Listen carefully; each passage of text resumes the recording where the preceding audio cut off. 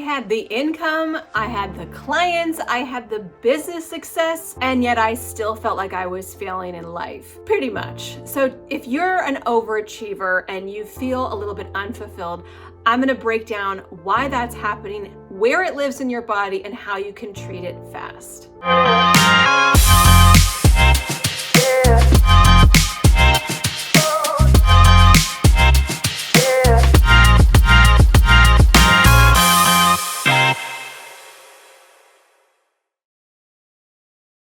Hi there, I'm Emily Aarons, and I'm best known as an energy healer and business strategist for high-achieving women so that they can scale without burning out.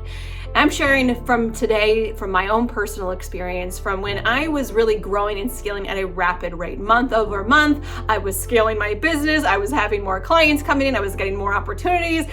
Money was flowing. That was not an issue, and life was good, except for the fact that I was the breadwinner. I was the default parent. I was also the emotional support system, and there was some resentment that was beginning to build up in me, where I was, kind of looking at around me like, why do I even need a husband? What is he here for? Why am I in this relationship and I'm doing all the work? It felt really uneven. I was building this like low-key resentment and this low-key kind of stress and attitude. And what I realized needed to shift was something deeper inside of me. I needed to start asking for help. And so if you're in that season of your life where things are looking great from the outside, but on the inside you feel like you're taking on too much, you're always up to here, no one's ever doing enough to help you, this is gonna really help you a lot. So what I would invite you to do is, when you think this way and your head starts to spiral of all the things that you're doing, pause for a second, close your eyes, and tune into your body. Sometimes just taking a few deep breaths and feeling, where does this show up for me? When I'm feeling this stress, feeling like I'm doing it all, I'm this overachiever, get everything done, don't ask for help from anyone, where does that live? And for a lot of people, not everybody, we're all different, but for a lot of people, this lives here in the chest. It's the heart chakra. The heart chakra is responsible for giving and receiving unconditional love, but it's also a sneaky one because it's in charge of boundaries. So boundaries are the way that we set the tone for how others treat us. And if we don't like the way people treat us, we have to look at how we're allowing them to treat us, how we're teaching people to treat us, how we're accepting for them to treat us. And so for me, I had to start advocating for myself to say, you know what? I don't need to be the only person that's picking up around the house. And maybe it's a chore for everybody to participate in.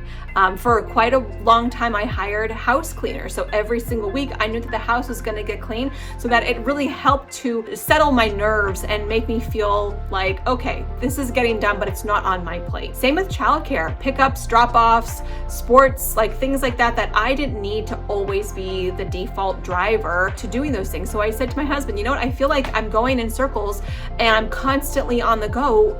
Is there a chance that you can start participating in taking kids to things and, setting up play dates and stuff like that? Because I feel like it's all on me.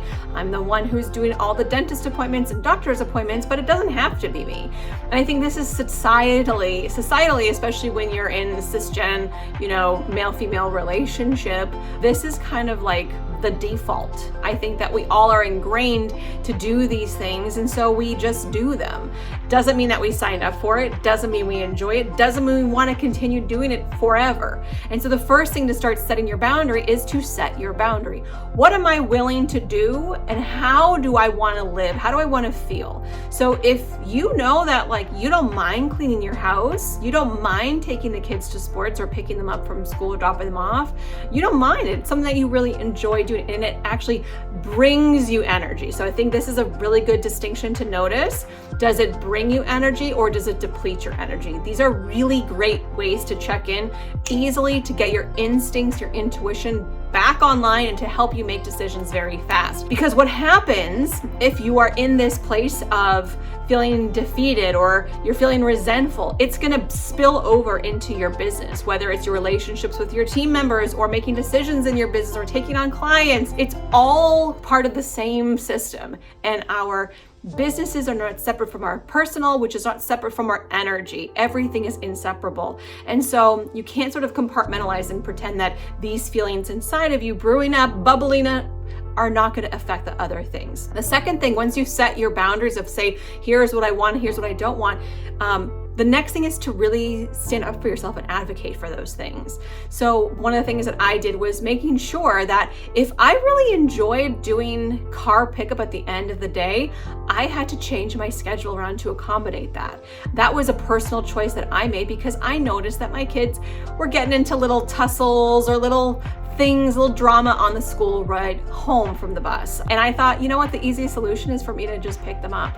And so I enjoyed doing that. So I realized I need to end my workday a bit earlier, about an hour earlier, which is fine. I'm happy to do that. And I would pack snacks with me. So I'd pick up the kids, snacks in hand, let's talk about the day, and I would kind of switch off from work mode into mom mode. And for some people, that it's a luxury. You can't turn off until like 5 or 6 o'clock at night. So for me, that was something that I chose to do, I wanted to do because I can. The third thing is to be able to make space for yourself. And this is the thing that I think is hardest for overachievers like us. We want to fill every single minute of every day with the most amount of productivity. But what if I told you that being productive wasn't just punching numbers and sitting behind your desk? That sometimes the most productive way to spend your time is having an Epsom salt bath or taking a walk alone in your favorite place, or maybe even just listening to a book while you relax or take up a new hobby. Sometimes the most productive thing that you can do for yourself is to fill your cup. So doing things that are actually not work related whatsoever, that are energy boosters, because part of that feeling of extra stress and all that turmoil that's building up because you're the default everything, one of the fastest ways to treat it is to fill up your cup. Because part of the reason why you're feeling resentment is because your cup is empty. And so when you think about like a little teacup and like a saucer, you want to imagine filling that teacup so full that there's an overflow and it drips down into the saucer beneath it.